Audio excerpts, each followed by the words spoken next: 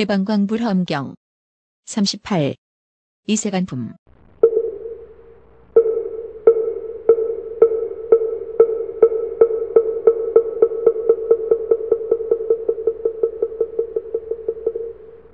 스스로 높은 자리를 구하여 법사라 하면서 공양을 받아야 하고 손수 일을 하지 않아야 한다 하며 오랫동안 수행한 큰 스님을 보고도 일어나서 영접하지도 않고 받들어 섬기지도 아니함이 교만한 업입니다. 유덕한 이를 보고는 얼굴을 찌푸리고 좋아하지 않으며 말이 거칠고 그의 허물만 찾는 것이 교만한 업입니다. 총명하고 지혜 있고 법을 아는 사람을 보고도 친근하여 공경하고 공양하려 하지 않으며 어떤 것이 선이고 어떤 것이 악이며 어떤 것은 할 것이고 어떤 것은 아니할 것이며 무슨 업을 지으면 긴긴 밤에 가지가지 이익과 안락을 얻는가를 묻지 아니하고 우차고 패류하고 교만한 연고로 마침내 벗어날 중요한 길을 보지 못함이 교만한 업입니다. 어떤 중생은 교만에 가리워져서 부처님이 세상에 나셔도 친근하여 공경하고 공영하지 못하며 새로 선한 일은 생기지 못하고 예전 선한 일은 소멸하며 말하지 않을 것을 말하고 다투지 않을 것을 다투며 오는 세상에는 반드시 험난한 구렁에 빠져서 백천겁 동안에 부처님을 만나지도 못하거늘 어떻게 법을 들을 수 있으랴. 다만 일찍이 보리심을 내었으므로 필경에는 스스로 깨달음이 교만한 업이니 이것이 열입니다. 만일 보살들이 이 교만한 업을 여이면 10가지 지혜의 업을 얻으리니 무엇이 열인가. 이른바 업과 과보를 믿어 알아서 인과 과를 무너뜨리지 않음이 지혜의 업입니다. 보리심을 버리지 않고 부처님을 항상 생각함이 지혜의 업입니다. 선지식을 친근하여 공경하고 공영하며 마음으로 존중하게 여겨 게으르지 아니함이 지혜의 업입니다. 법을 좋아하고 이치를 좋아하여 만족함이 없으며 삿된 생각을 멀리 여의고 바른 생각을 부지런히 닦음이 지혜의 업입니다. 일체 중생에게 교만함을 여의고 보살들에게 열애라는 생각을 내며 바른 법을 사랑하기를 내 몸을 아끼듯 하고 열애를 받들기 내 목숨을 보호하듯 하며 수행하는 이에게 부처님이란 생각을 내는 것이 지혜의 업입니다. 몸과 말과 뜻의 업에 착하지 못함이 없고 성현들을 찬탄하고 보리를 순종함이 지혜의 업입니다. 연기를 파괴하지 않고 삿된 소견을 여의며 어둠을 깨뜨리고 밝음을 얻어 모든 법을 비춤이 지혜의 업입니다. 10가지 회항을 따라 수행하며 바람이라는 어머니란 생각을 내고 교묘한 방편에는 아버지란 생각을 내어 깊고 깨끗한 마음으로 보리의 집에 들어감이 지혜의 업입니다. 보시, 계율, 많이 듣는 것 집중하고 관하고 복과 지혜의 온갖 도를 돕는 법을 부지런히 모아 게으르지 아니함이 지혜의 업입니다. 한 가지 업이라도 부처님이 찬탄하고 모든 마와 번뇌와 투쟁을 깨뜨리며 모든 장애와 덮음과 결박과 얽힘을 여의며 일체 중생을 교하여 조복하며 지혜를 따라서 바른 법을 거두어 가지며 부처님 세계를 깨끗이 장엄하며 신통과 밝음을 발개하여 부지런히 닦고 물러가지 않음이 지혜의 업입니다. 이것이 열이니 만일 보살들이 이 가운데 편안히 머물면 열애의 온갖 교묘한 방편과 위없는 큰 지혜의 업을 얻습니다. 불자여 보살마살이 10가지 마에 붙들림이 있으니 무엇이 열인가.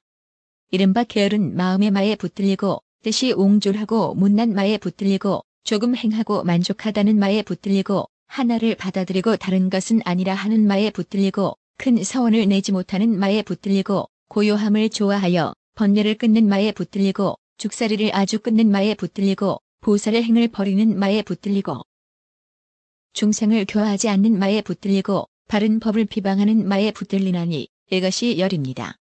만일 보살들이 이 마에 붙들림을 버리면 10가지 부처님에 붙들어 주심을 얻나니 무엇이 열인가. 이른바 처음에 보리심을 내면 부처님이 붙들어 주시고 나고 나는 가운데 보리심을 지니고 있지 않게 되면 부처님이 붙들어 주시고 마의 일을 깨달아 멀리 여이면 부처님이 붙들어 주시고 바람이를 듣고 말한 대로 수행하면 부처님이 붙들어 주시고 생사의 고통을 알고 싫어하지 않으면 부처님이 붙들어 주시고 깊고 깊은 법을 관찰하여 한량없는 과보를 얻으면 부처님이 붙들어 주시고 중생들에게 이승의 법을 말하면서도 그 법으로 해탈함을 증하지 않으면 부처님이 붙들어 주시고 함이 없는 법을 관찰하여 그 가운데 머물지 않으며 함이 있고 함이 없는데 둘이란 생각을 내지 않으면 부처님이 붙들어 주시고 남이 없는 처지에 이르고도 일부러 태어나면 부처님이 붙들어 주시고 온갖 지혜를 증득하고도 보살의 행을 일으켜 보살의 종자를 끊지 않으면 부처님이 붙들어 주십니다. 이것이 열이니 만일 보살들이 이 가운데 편안히 머물면 부처님의 위엄는 붙들어주는 힘을 얻습니다. 불자여 보살마살이 10가지 법에 붙들림이 있으니 무엇이 열인가? 이른바 모든 행이 무상함을 알면 법에 붙들리고 모든 행이 괴로움임을 알면 법에 붙들리고 모든 행이 나가 없음을 알면 법에 붙들리고 모든 법이 고유하여 열반인 줄을 알면 법에 붙들리고 모든 법이 인연으로 생기고 인연이 없으면 생기지 않음을 알면 법에 붙들리고 옳지 못하게 생각함으로 무명이 일어나고 무명이 일어나므로 내지 늙고 죽음이 생기며 옳지 못하게 생각함이 멸함으로 무명이 멸하고 무명이 멸함으로 내지 늙고 죽음이 멸함을 알면 법에 붙들리고 삼해탈문으로 성문법이 생기고 다툼이 없는 법을 증하여 독각법이 생김을 알면 법에 붙들리고 육바라밀과 사서법으로 대승이 나는 줄을 알면 법에 붙들리고 모든 세계, 모든 법, 모든 중생, 모든 세상이 부처체의 경계임을 알면 법에 붙들리고 모든 생각을 끊고 모든 집착을 버리고 앞뒤점을 여여 열반을 따름을 알면 법에 붙들립니다. 이것이 열이니 만일 보살들이 이 가운데 편안히 머물면 모든 부처님의 위없는 법에 붙들림을 얻습니다. 불자여 보살마하살이 도솔천에 머무는데 10가지 짓는 업이 있으니 무엇이 열인가? 이른바 욕심세계의 천자들을 위하여 싫어하여 열 법을 말하되 모든 자유자재함이 다 무상하고 모든 쾌락은 마침내 쇠퇴한다 하여 저 천자들을 권하여 보리심을 내게 하나니 이것이 첫째 짓는 업입니다.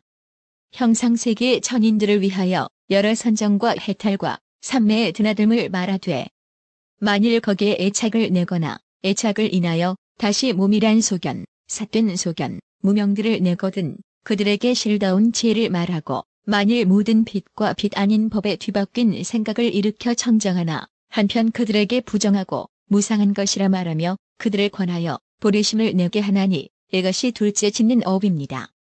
보살마하살이 도솔천에 머물러 삼매에 드나니 이름이 광명장엄이며 몸에서 광명을 놓아 삼천대천 세계를 두루 비추고 중생의 마음을 따라 가지가지 음성으로 법을 말하거든 중생들이 듣고는 신심이 청정하며 목숨을 마치고 도솔천에 태어나면 그들을 권하여 보리심을 내게 하나니 이것이 셋째 짓는 업입니다. 보살마하살이 도솔천에 있어서는 걸림없는 눈으로 시방의 도솔천에 있는 모든 보살을 보고 저 보살들도 여기를 보며 서로 보고는 미묘한 법을 토론하나니 이른바 도솔천에서 내려오고 어머니 태에 들고 탄생하고 출가하고 도량에 나아가 큰 장엄을 갖추며 그리고 옛적부터 행하던 일을 나타내며 그 행을 말미암아 이 큰 지혜와 가진 공덕을 이루었거든. 본고장을 떠나지 않고 이런 일을 능히 나타내나니 이것이 넷째 짓는 업입니다. 보살마하살이 도솔천에 머물면 시방의 모든 도솔천궁에 있는 보살들이 다 모여와서 공경하며 둘러 앉습니다. 그때의 보살마하살이 저 보살들의 소원을 만족하며 환희심을 내게 하려고 그 보살들의 머무른 곳에서 행할 것과 끊을 것과 닦을 것과 증득할 것을 따라서 법문을 말합니다. 저 보살들이 법을 듣고는 매우 환희하여 처음 보는 일을 얻고 제각기 본국에 살던 궁전으로 돌아가나니 이것이 다섯째 짓는 업입니다. 보살마하살이 도솔천에 머물 적에 욕심세계의 주인인 천마파순이 보살의 업을 파괴하려고 권속에게 둘러싸여 보살의 처소에 이르거든 그때 보살은 마의 군대를 꺾으려고 금강도에 소속한 반야바라밀의 방편과 교묘한 지혜의 문에 머물러 있으면서 부드럽고 거친 2가지 말로써 법을 말하여 마왕파순으로 하여금 짬을 얻지 못하게 합니다. 많은 보살의 마음대로 하는 위력을 보고 안육따라 삼맥삼 보리심을 내나니 이것이 여섯째 짓는 업입니다. 보살마하살이 도솔천 궁전에 있으면서 욕심세계의 천자들이 법문 듣기를 좋아하지 않음을 알고는 그때 보살이 큰 소리를 내어 말하기를 오늘 보살이 궁중에서 희유한 일을 나타내리니 보려고 하는 이는 빨리 모이라 합니다. 이때 천자들이 이 말을 듣고 한량없는 백천억 나유타 대중이 모두 와서 모이니 그때 보살은 하늘 무리가 모인 것을 보고 궁중에서 희유한 일을 나타내었습니다. 그 천자들은 보지 못하던 것을 보고는 매우 환희하여 마음이 매우 취하였는데 또 음악 속에서 소리 있어 말하되 여러분이여 모든 행은 무상한 것이고 모든 행은 괴로운 것이고 모든 법은 나가 없고 열반은 고요한 것입니다고 하였습니다. 또 말하기를 그대들은 다 보살의 행을 닦으면 마땅히 온갖 지혜의 지혜를 원만하리라고 하였습니다. 저 모든 천자들이 이 법문을 듣고 걱정하고 찬탄하면서 싫은 생각을 내고 모두들 보리심을 내나니 이것이 일곱째 짓는 업입니다. 보살마하살이 도솔천궁에 있으면서 본래 있는 곳을 떠나지 않고도 시방에 한량없는 부처님들이 계신 데 나아가 여러 열애를 배웁고 친근하여 예배하고 공손히 법을 듣거든. 그때 부처님들이 보살로 하여금 가장 높은 정수리에 물 붓는 법을 얻게 하려고 보살의 지위를 말하니 이름이 일체 신통입니다. 한 생각과 서로 응하는 지혜로 모든 것에 가장 나은 공덕을 구족하고 온갖 지혜의 지혜인 자리에 들어가게 하나니 이것이 여덟째 짓는 업입니다.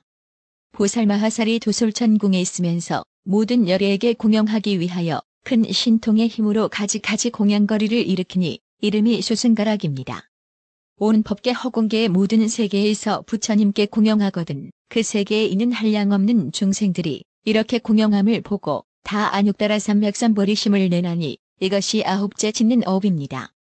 보살마하살이 도솔천에 있으면서 한량없고 그지없는 눈알이 같고 그림자 같은 법문을 내어 시방의 모든 세계에 두루 퍼져서 갖가지 빛 갖가지 모양, 갖가지 형체, 갖가지 위에, 갖가지 사업, 갖가지 방편, 갖가지 비유, 갖가지 말을 나타내되 중생의 마음을 따라 환희케 하나니 이것이 열째 짓는 업입니다.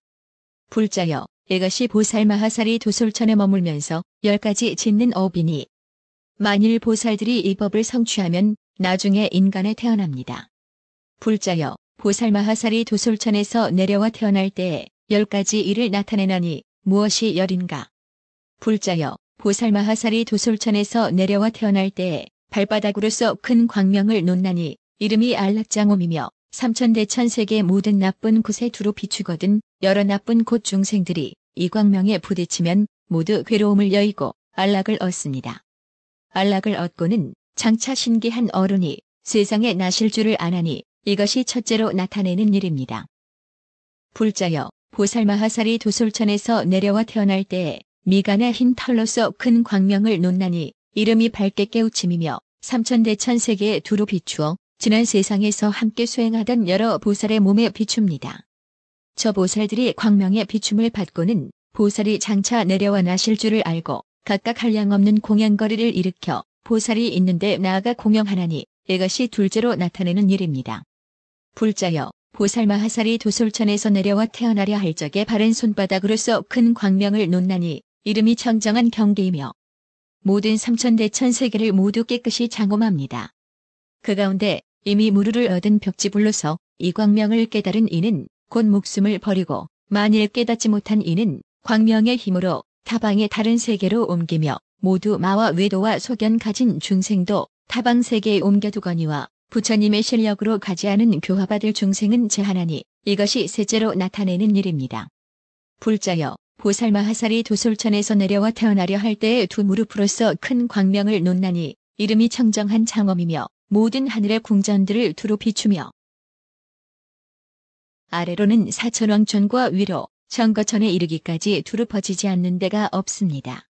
저 하늘들은 모두 보살이 도솔천에서 내려오실 줄을 알고 사모하는 마음으로 슬피 탄식하며 걱정하면서 가지가지 화만, 의복, 바르는 향가루 향, 번기, 일산, 풍류를 가지고 보살에게 나아가 공경하고 공영하며 따라 내려와서 열반에 이르나니 이것이 넷째로 나타내는 일입니다.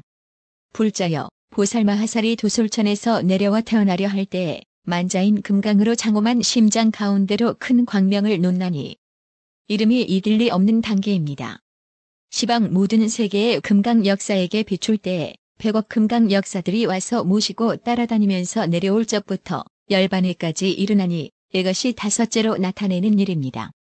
불자여 보살마하살이 도솔천에서 내려와 태어나려 할 때에 몸에 있는 모든 덜구멍으로 큰 광명을 놓으니 이름이 중생을 분별함이며 모든 대천세계에 두루 비추면서 모든 보살의 몸에 닿고 또 모든 하늘과 세상 사람에게 닿거든 보살들은 생각하기를 내가 여기 있으면서 열애께 공양하고 중생을 교하리라 하나니 이것이 여섯째로 나타내는 일입니다.